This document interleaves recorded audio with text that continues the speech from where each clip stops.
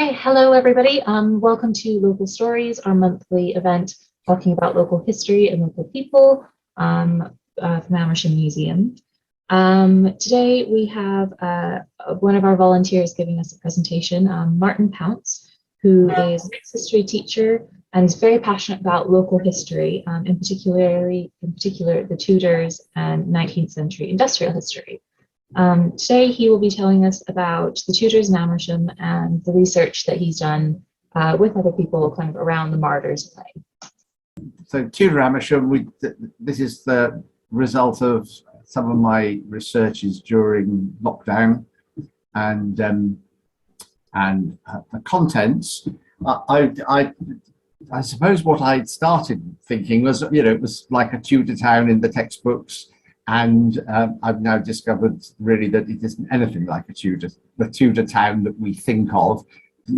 Our views based on, well, London or York or Norwich or Bristol or some of these big places, and Amersham wasn't anything like that.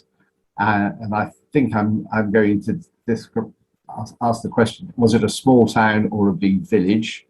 And I think I'm going to come down somewhere in the middle. I'm going to talk about the open fields, the manors, the population, and I've got some new calculations, which I haven't shared with anybody yet, and then do a walk around Amersham, Tudor Amersham, looking at the evidence of the buildings. So that's where I'm going. And here's my textbook view of a crowded, houses crowded very close together, lots of people bustling around. Well, perhaps on market day there would be some bustle, but the houses in Amersham were not crowded together, at least in most parts of the town. And the first thing I want to show you is that really it was a town surrounded by open fields, and that the people of Amersham were mostly farmers. They may have had other occupations, they may have been craftspeople, and as I say, had other occupations, but they probably all had some land that they farmed, and probably nearly a bit of every day at least. So there's that map of Amersham. The green bit, by the way, is the woodland that is marked on the 1637 map. So and it's still there today. This bit of woodland here. 3 mills, 1, 2, and this third one in the middle. We know there was a third mill because it's mentioned in Domesday, but we don't know quite where it was. And this is the bit that's a little bit controversial in the sense that I actually haven't found any documentary or any other evidence for it, but it was part of the manor of the rector of Amersham, and I think that side of the hillside, the north side of Amersham, would have had a strip fields, open fields like that. But that's just my theory. We get a bit closer. We've got, I say, the 3 mills. The reason for the fulling mill being, we think, near the church was that the field just behind Tesco was called Tenter Field, and that's where you stretch, the tenter hooks are where you stretch cloth to dry, and the fulling mill would have involved having wet cloth that was then dried. So that's where the connection between Tenterfield and the fulling mill is. We've got the 3 or more fields: Berry Field, Kippings Field, Hither Rogers Field, and Further Rogers Field. And we have the burgage plots, which I'll talk more about in the next slide.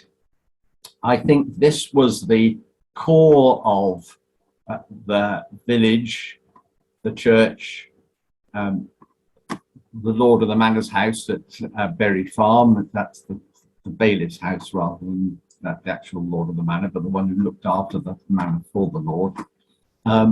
And these houses probably would have been fairly close packed together. And then there was this group of houses with a narrow bit between it called Church Alley.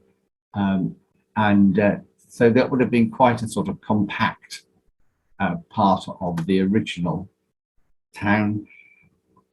And then the expansion post 1200, when the lord of the manor got permission to have a market and a fair and set out burgage plots to encourage traders, craftspeople to come into Amersham, expand the town and increase the prosperity. And he gave that the inducement was that they could have a burgage plot that they rented for money rather than having to work on the Lord's land, so that they had time to follow their craft or their trade. On the side to the north of the High Street was the manor of the rector of Amersham, and that manor went down to the north side of the High Street, so the museum side of the road was in the manor of the rector of Amersham, and then the strip fields were above that.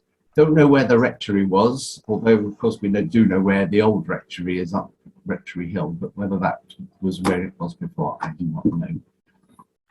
And the other thing just to point out is that long building in front of the church is the Fraternity of St Catherine, and I'll talk more about that later.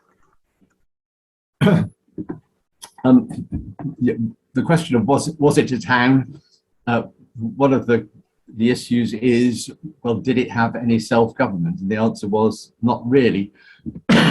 So it had the manorial courts. The lord of the manor in 1522 was the king, because he'd confiscated the manor or all the lands of the Duke of Buckingham when he had chopped off his head in 1521. So that it was the manorial courts that were controlled by the bailiff on behalf of the lord of the manor. The exceptions to the fact that there may have been a little bit of self-government was that there were church wardens elected by parishioners. If somebody gave money to the church, there had to be a group of people who would take responsibility for it, and that's what the church wardens were there for. And they were elected for 1 year at a time, and virtually everybody, all the men, I should say, of reasonable repute would have been church wardens at some time and would have organised the parishioners. It's a bit early. It's a bit early. Am I okay? I heard some voices. Oh gosh. There were also officers of the Fraternity of St Catherine, and they were elected by the brothers of the brethren. So Martin, the church wardens, they weren't sort of doing any, they were administrators rather than preachers. Yes. Yes. Okay. It was a lay post. So, I mean, the biggest job of the church wardens was mending the churchyard walls, which where the bishop's visitation said the livestock kept coming into the church. And earlier on, they raised the floor of the churchyard, the level of the churchyard and the floor of the church by, I think, about 2'6" in order to stop the place getting flooded out all the time. And that, we think that was in 1480. So, I mean, that would have been quite a big job to organise the whole community to bring rock and rubble and stuff to do that. I was about to talk about this medieval charter of incorporation was discovered and presented to say, look, you know, Amersham did have a corporation. None of the other places in Buckinghamshire had, not even High Wycombe, I think, until the later Tudors. somebody claimed that they had, but Judge Jeffreys discovered that it was a forgery, and the chap was arrested. So basically, it was manorial courts that still controlled the town. Let's zoom on. All right, now here, this is new stuff. Until recently, I was saying the Amersham population was 700. I've done the recalculation and I made it 600. And I'm going to show you how I've calculated it. Based on some work by a chap called Cornwall, he suggests that you take the number of males listed in 1522 and 1524, and of course there's lots of overlap, but the ones that don't overlap, it adds up to 189. So 189 males over 16. Then you add 10% to allow for missing males, either the ones that are too old or too poor, gets 208. Then you double the number to include all the females over 16, and that gets you to 416. Then you add 45% to represent the children under 16. Now that there's different, some people say 40%, some people say 45%. I went for 45% because there's some interesting analysis in 1599 in Ealing, which suggests it was 45%. So you add the 45% of 416 is 189, and you get to 605. And then the suggestion is that you don't give an exact figure because it's not at all exact, and you round it up or down to the nearest sort of reasonable number, and that makes it 600. The evidence for this came from an article. I know it's a very old article, the 1962, but it's the best one that I could find, and it was at a time when there was a lot of debate about were Tudor towns growing or shrinking. And one lot of articles would say they were growing, another lot say they were shrinking, and in the end it seemed like some were shrinking and some were growing, but that's where all that research on calculating numbers came from. Cornwall actually did it for High Wycombe and made it 950, but on my calculation it's 800. So that was that. I'm going to walk you through Amersham. How much time have I got? I forgot to put my watch on. Am I doing all right? Yeah, you're doing fine. Okay, good. So these are Tudor buildings that still exist, and I'm not going to go through all the Tudor buildings, but these are the ones that you recognise in Broadway. And then, of course, these are the ones you won't recognise because they were demolished in 1939. But this was the row of houses that filled up some of the space in the Broadway opposite the Memorial Gardens. And then going into Wealdon Street, this is described as a medieval house that's been covered in 18th century brickwork. And then going further up Wealdon Street, you've got 31 Wealdon Street and 33 Wealdon Street, which I understand were part of the same building and have just been turned into two separate buildings. That was a cross wing, the one with the yellow door. And then I thought, well, I better mention the church because that's the biggest Tudor building. This is my rather, incredibly scrappy sketch of it, because all the pictures that you see of the church are dated from after they put they tidied it up, they put some castellation on and that sort of thing, and then of course at the end of the 19th century they stuck on all the flint. So I've taken out all the bits of the building that the Drake Chapel, which appears in in the photograph that you've got on the top, just a bit of the Drake Chapel, that wouldn't have existed because that's a later addition. But all the other bits of the church did exist.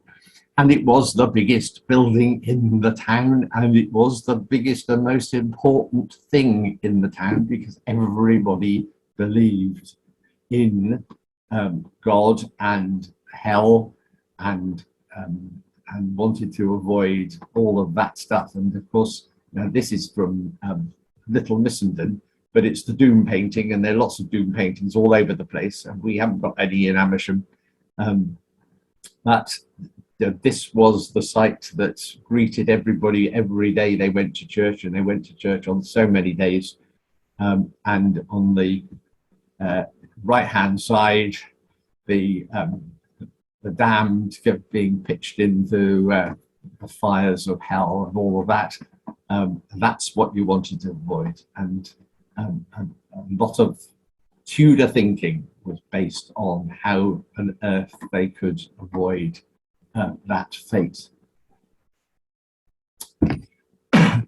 So then in front of the church was this building, which it was the Fraternity of St Catherine. We think mid 15th century. St Catherine, a very popular saint of the time, and Little Missenden Church has got a sort of comic strip of telling her story, so you don't have to go very far to find out all about that. The fraternity, there were lots of other fraternities, and I found in the British Library 3 sets of rules for the fraternities of St Catherine for Norwich Lynn, which kept on being changed from Bishop's Lynn to King's Lynn to something, so it's just Lynn, and Stamford. You had to pay an amount of money to join, so it wasn't for absolutely everybody. There was quite a high annual subscription, I think, at Stamford anyway.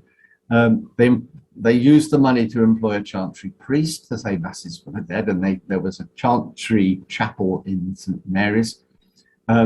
They had a procession for funerals.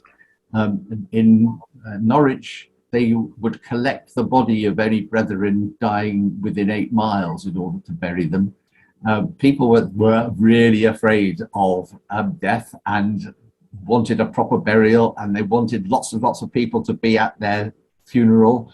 And so the fraternity made sure that everybody turned up, all their members turned up. And then at Lynn, there was 30 masses said for people who died. They had feasts because it was a merchant guild, so that the guild day was what that refers to. And I can't remember which one, whether it was in Lynn, the people who were members of the fraternity but had fallen on hard times, they received a farthing from all the other members of the guild.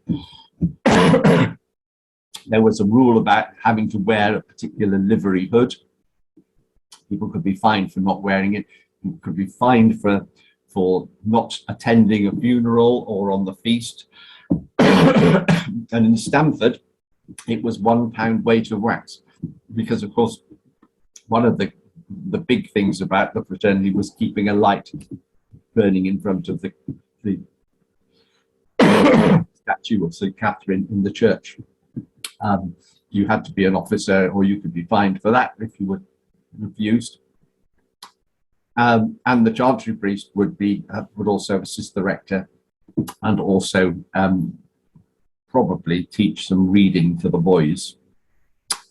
I found in an inventory for St Mary's Church in 1552 that the property of the church contained 2 coats of chamlet and silk for the image of St Catherine. So St Catherine had 2 lots of clothes, not presumably that were changed according to the seasons or something. And chamlet may have been very expensive cloth. Sorry about this. I did say I would cough occasionally, but I'm keeping my promise. So this is how the building developed. I should have said underneath would have been a market, like the market hall now, but that's the 1682 version. It would have been out of the wind, the rain, or the sun to sell your eggs and your dairy stuff, etc. Martin, you say it's a merchant guild. Was that just general merchandise, or did they specialise in anything? Well, the thing about Amersham was it wasn't big enough to have its own, to have different guilds for different trades. Okay. So in small towns, if there was any guild, it would be just a general one. Thank you. Moving on from the Fraternity of St Catherine, I'm going to have to get some water. Sorry.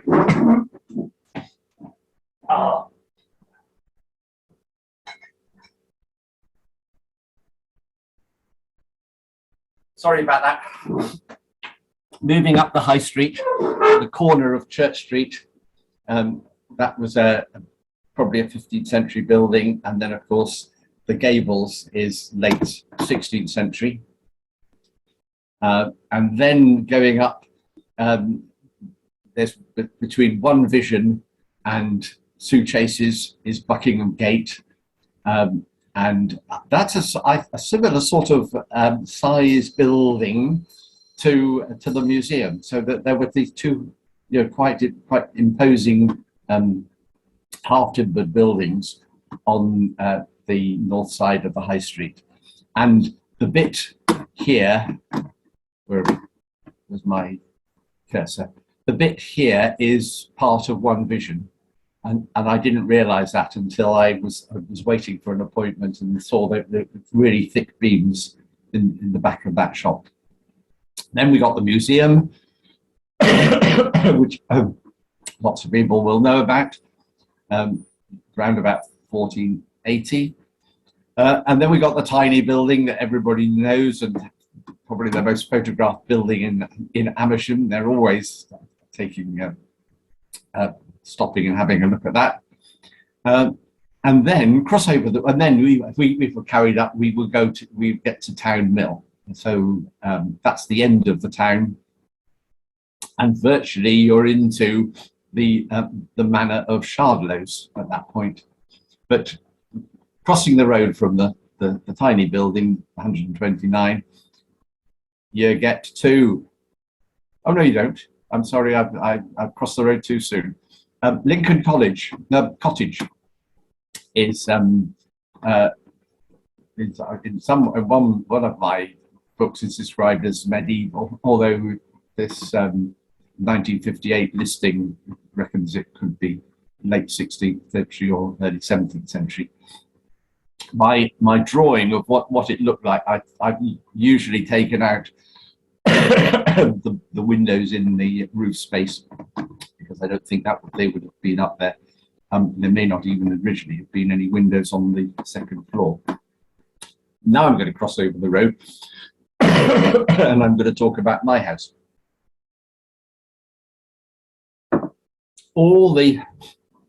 My house is the one with the white front door. Well, it's now got yellow front door because our neighbour, who got fed up with the yellow, gave us the bottle paint. So we got up on the yellow front door. But all those beams exist. You could see them on the inside of one wall or the other in the house.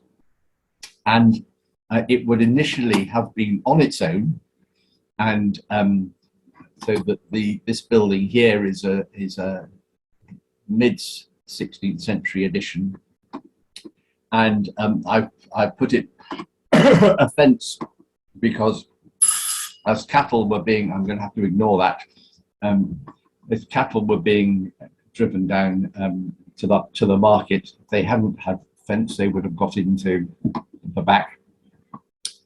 There's a pigsty there. There's vegetable beds there. There's a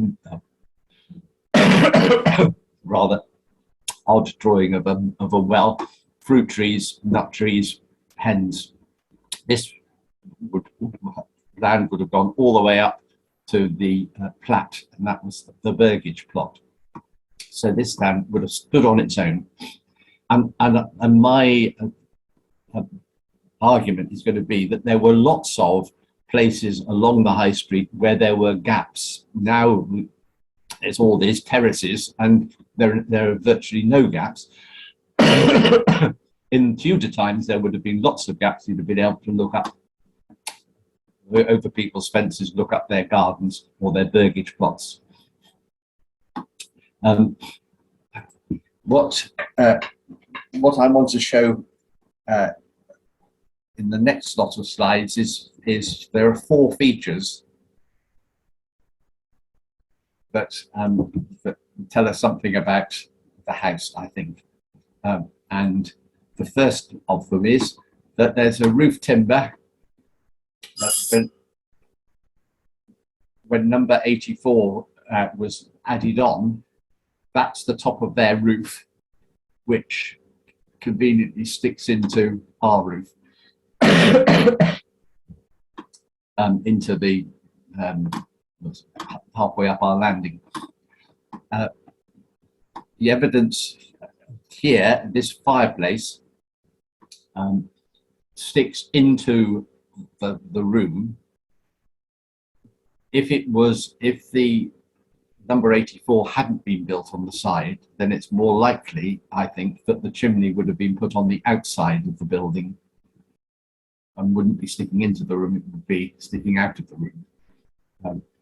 You can see here the stairs, so that's behind the fireplace, goes up to upstairs. And then here's evidence of the 2 windows. The first is that in our bathroom window, when the numbers 88 to 92 were added, they left a light well for this window. So I think that's an original window of the 15th century house. And this here, which is just a little alcove with some pots on it, that used to be a hatch that the people who lived in our house before us, Nellie and Middleton, used to pass meals through to Mr. Edwards living next door. And so we believe that was an original window that then was turned into a hatch. Does that make sense? Let's hope so. So going to what this building would originally have looked like, on its own, with its burgage plot, going up to the Platte up there with all the various bits and pieces for feeding your family, including the pigsty there. And and what I should say is the way I've drawn this window has got a drop down flap shutter, so that it can, on market days, it could have been used as a shop front. And those drop down shutters you can see in Church Street in Chesham to this day. Then 1550-ish, there's the building that was added onto the left-hand side with its beam sticking into our landing, and chimneys added. The first one didn't have chimneys, now we've got chimneys. And then between 1600 and 1700, there's the 3 houses that were added onto the right hand side, and that then became a terrace in 1807. 1807, we know that because on the back of our house, this is our gable that should have gone right to the front of the street. there's a stone tablet which says TD, Thomas Drake, Tyrwhitt Drake, and the date is not very clear, 1807. So we know that this work was done in 1807, and we know that there were tablets with TD on it from 1798 right the way through to, I think, 1807 is the last one I've found. What they did to the roof, because they had to turn the roof round 90 degrees, these circled bits are the rafters, which were cut off. There. In this picture, this is the roof line of those number 88 to 92. So, yeah, much lower roof than this house. The middle photograph is just looking at these sawed off timbers from the other angle, and that's what I see now. We've got a staircase now that runs, there's a hole there with the stairs going up, and that's the staircase coming up here. And every time I go up to my study, I see this bit of this rafter which has been cut off in order to turn the roof round. Now, one of the arguments that I want to present is the idea that there were these gaps between the houses. And what I have, you can't see this, I've made it too big. This is a drawing of the 1742 map, the one that the Drakes drew up in order to work out which houses they were going to buy in order to have the borough in their pocket.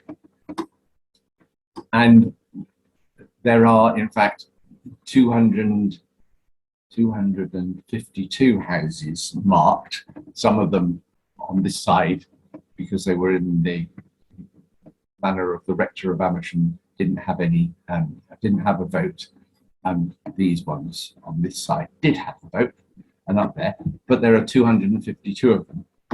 Now, if we say there were 198 males listed in 1522, and then you add a bit to the 10% assumption that you miss some, that becomes 208. I then say, well, there would have been some widows who wouldn't have been on the list that would have been living alone, but my feeling is that they would have been vastly outnumbered by the number of males who were living still in a house with somebody in another household. In other words, not on their own or with a wife, because the marriageable age, according to Peter Laslett, was about 28 for men and 24 for women. And so therefore, if we say that there were round about 200 houses in 1550, then the other 50 would have been gaps somewhere. We don't know where they were, but they would have been gaps all the way along here. Probably at the top end of Wealdon Street as well. But probably it was more concentrated. They were probably closer together in this area and more spread out going further up the High Street or up the Wealdon Street. So there's something to question me about. Going further down, we got the Worthies, and I've taken out the top story, so it sort of looks like that. I've only put one door in. Martin, I am going to have to ask you to wrap it up soon. So And then there's my last slide was King's Arms. There we are. Boom. Perfect. Thank you very much. Okay, so just to continue on from that before we get to questions, Emily told me that it's always nice, or she likes to include as one of the objects in the museum related to whoever has just given us a talk. So the one I picked for today is, there we go. Can you see that? Martin, can you see my nice window? I can see it. Yep. Excellent. Okay, great. So the object I picked today is actually a loan that's from the Buckinghamshire County Museum, and it's the window from the King's Arms. So carrying on nicely from your last slide there. It was removed from the pub only about 80 years ago, despite the fact it's in really, really, really lovely condition. So the King's Arms was originally built as a Tudor Hall house, similar to kind of the museum. And the timber window frame was designed to be part of an external wall. However, it was moved inside as an internal screen, which is probably why it is in such good condition. The existence of this timber framed window suggests that there were good quality hall houses on both sides of the high street during Tudor times, and that Amersham was flourishing at the time because these were not cheap to produce. And you can just see the kind of really, really lovely detail on the picture on the left there. And then comparing it, so this is from one side of the street, and then the opposite side of the street, we have our own lovely internal screen, which is original to the building as well, I believe. So you can see kind of the similar, very beautifully carved arch decorations. And I love ours just because it's got the nice little triangular one in the corner as well. So that is my little link to the museum there. So if anyone has any questions for Martin, please do feel free to ask.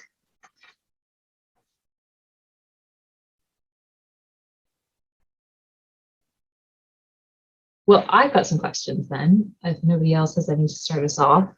Lots of the houses, or lots of the buildings you mentioned were actually on stilts, which seems kind of a strange thing to do in today's building world. Why do you think that was? What's the logic of building a building on stilts? Well, the only building on the stilts was the Fraternity of St Catherine, and that was in the marketplace. And so, like the market hall, it was a place for people to take shelter, either from the sun or from the rain, in order to sell their produce. So I don't think any other buildings were on stilts. It certainly wasn't to stop flooding, although that's an interesting thought, actually. Well, bearing in mind they'd raised the floor of the church. Well, that's what I was thinking as we talked about that.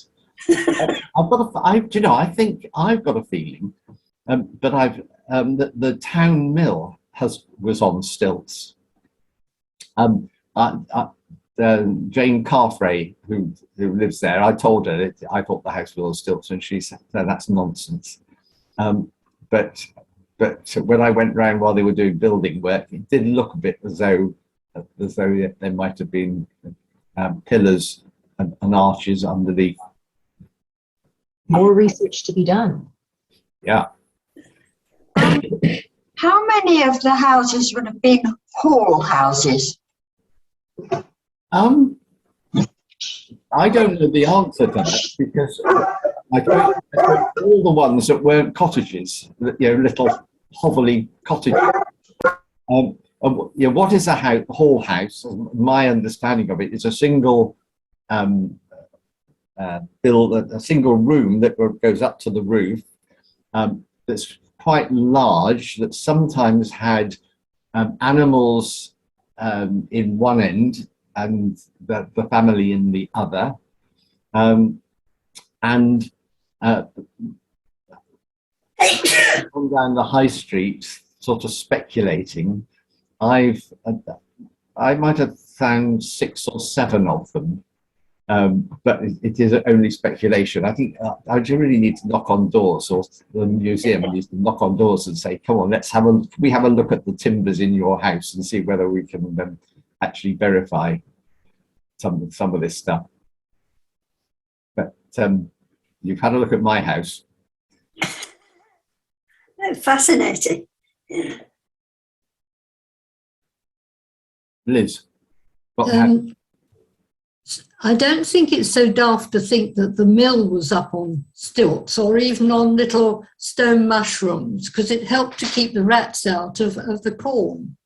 Yes, that's a good point. Yeah. with like your house with the Burgess plot at the back, Yeah. did people have a stable at the bottom end of the garden or somewhere down there if they had a horse? Interesting thoughts. There's no way of knowing because, of course, our garden doesn't go all the way up to the Platt. It's been built on by 3 levels of different houses, so there doesn't appear to, there's a tennis court at the top there now, but I just don't know what it would have been like. Would make an interesting bit of archaeology to dig at the along the top end, the inside of the of that Platt hedge, but it's not my land, so I can't do that. But actually, you might keep the horse nearer the house so that it didn't get pinched Yes, it from would. scoundrels along the Platt. Yes. But there would be big stables anyway, wouldn't there, for all these coaching inns? So maybe you sort of left your horse there. Yes, I don't. I mean, the coaching in era is 17th or and more like 18th century. Oh, sorry. So although there must have been inns for people to stay in, the one day's ride out of London, which sort of Amersham seems to have been 25 miles, 26 miles. There was a list of inns and how many beds and how much stabling there was in various Buckinghamshire towns, and I expected Amersham to be a high number, well, certainly higher than Chesham, and it wasn't. And then Peter Burrows said, he read somewhere that they knew that the purpose of having this survey was to find out where they could keep their soldiers. What's the word? Oh, billet. Billet their soldiers, and that they deliberately reported in order to practice for this billeting. I don't know it. I don't know that at all, really. But I think Beaconsfield had more than Amersham, and Chesham had about the same number as Amersham. And I've always thought of Chesham as being a little bit sort of on the end of the line, rather than through. Oh, dear. Yes. Coaches didn't really exist in the period for the beginning of the Tudor period, did they? And that's why. So it wouldn't have been coaching inns, but there would have been been carts trundling through, I suppose. And Absolutely, yes. But,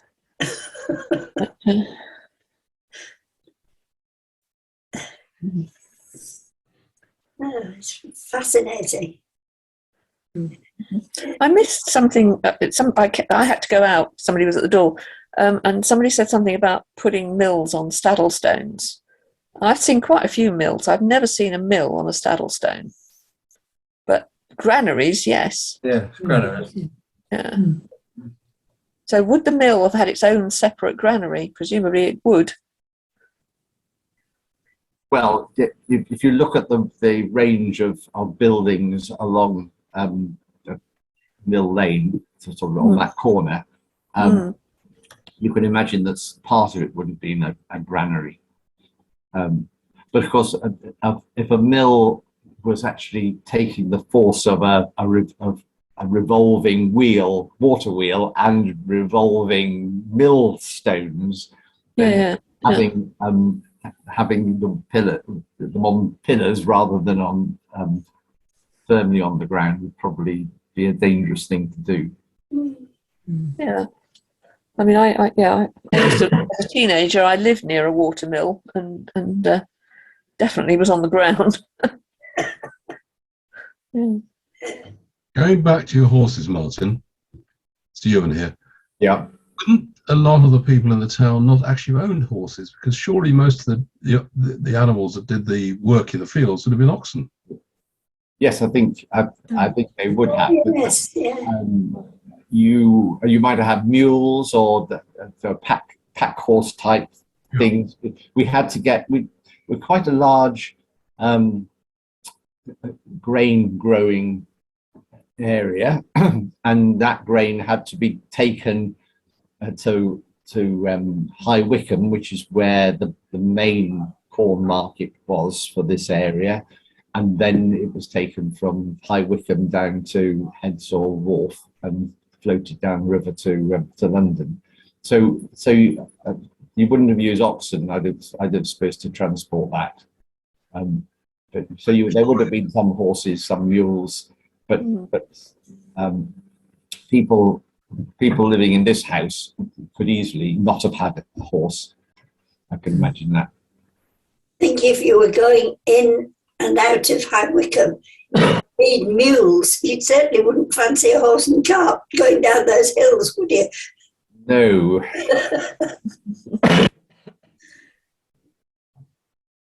Quick one, Martin. You talked about the 1807 tablet on the wall is bugging me as being the date of the extension or the date of the wall. We have at least two in our courtyard. We have an 1802 and an 1803, I think. No, we have two 1807s. Oh, do you? That's the same date as you. That's what slightly bothers me, that as if the whole work. I always thought it was the date that they acquired the properties, rather than, but I'm not sure that's true either. Yes, I'm absolutely certain that the reason that ours 1807 is when brickwork was done. Right. Okay. Because I went to the archives and I found the bill from John Maycock for so many people working on the building next to the Arms House. So I knew exactly where we're talking about. And on reflection, they acquired the building, the George, which is at my courtyard, in the 1700s. So that can't be true. It's a mystery. And also on the bridge at the back of my property, there's the arch that's at the other end of the arch, which is by the church. There's a tunnel. yes, We have the arch at the other, with a date on it, which is below me, is also 1807. oh, is it? Ah, That's a curious coincidence. well, while they were doing their brickwork on your house, then Thomas Tyrwhitt Drake said, "By the way, while you're at it, can you do something with this marked way here?" Maybe, And also, it dates the Aston hearing and the church hall, the church rooms. Yeah. If that's the date of the arch, it's almost certainly the dates of the buildings as well. If that's well, yes. Either that or there's a significant event on 1807. Maybe they won some sort of horse race or something. Yeah. Amersham Derby.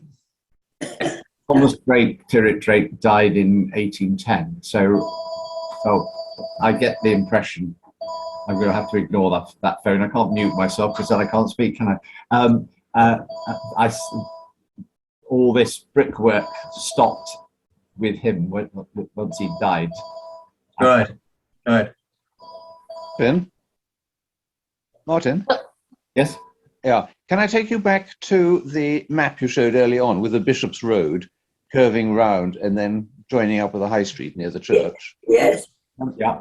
At the point at which it crossed the river, is that the same bridge that we have now, sort of behind the rectory? Well, that's what I'm assuming, yes. You think it is? Well, and the town council, I heard rumours, but I've never seen it actually written up, that when the town council were doing some restoration work many years ago on that bridge, they found Roman foundations. Mm-hmm. I've heard that story too, possibly from you. From the same source, I suspect. Yes. Tim Harper, the previous rector, also volunteered that information. But he ran away So quickly. He had no evidence, he said. We can say that is a remnant of the Bishop's Road, because that'd be wonderful if it's right. Well, that's what Peter Burrows did some work, didn't he, with the one of the university colleges, was it Royal Holloway College people, and they said that was the Bishop's Road. Now, I have actually questioned it with Peter, because I think at some stage it turned in. They didn't bother going across that field. They went down Stanley Hill. It isn't marked on any of the early maps. So at some point it fell into disuse, and at what point it fell into disuse, I don't know. But Peter assures me that Royal Holloway College academics said that was the Bishop's Road. Good. Okay. Thank you. Good to know. Well, I think that's actually us pretty much out of time, everybody. So thank you, Martin, so much. You were going to tell us a bit about the Martyrs play right before we leave as well. Well, yes, please. The last 2 minutes. The Martyrs play is going ahead, and it's starting on the 17th of March, 17th, 18th and 19th of March, and then the following week, the 24th, 25th, 26th of March. It's going to be a new production because it's going to be seated and round one stage, and that's all to do with COVID restrictions, or our concern about that. We've got 100 tickets per performance, and they are going like hot cakes, but there's still some left, and this is your opportunity to see it, and it may be the last time. So don't say, oh well, I'll see it next year, because it definitely won't be on next year or the year after or the year after that. Tickets available from Amersham Museum, either online or at the reception, and they cost £13 each, and we can promise you an experience. Stan, is that good enough? That's perfect. I'm very much looking forward to it. I got my tickets today. Well done. Right, so thank you so much, Martin, for that. That was absolutely brilliant. You too, Stan. I just wanted to say as well that next month our local stories is on the 23rd again, it's month's matchup, same time, and there's a bit more details on our website, but it is an International Women's Day special. So we've got Alison Bailey in to talk about some of the absolutely remarkable women who've lived in Amersham over the years. So yeah, thank you everybody for coming, and hopefully we'll see you all again soon.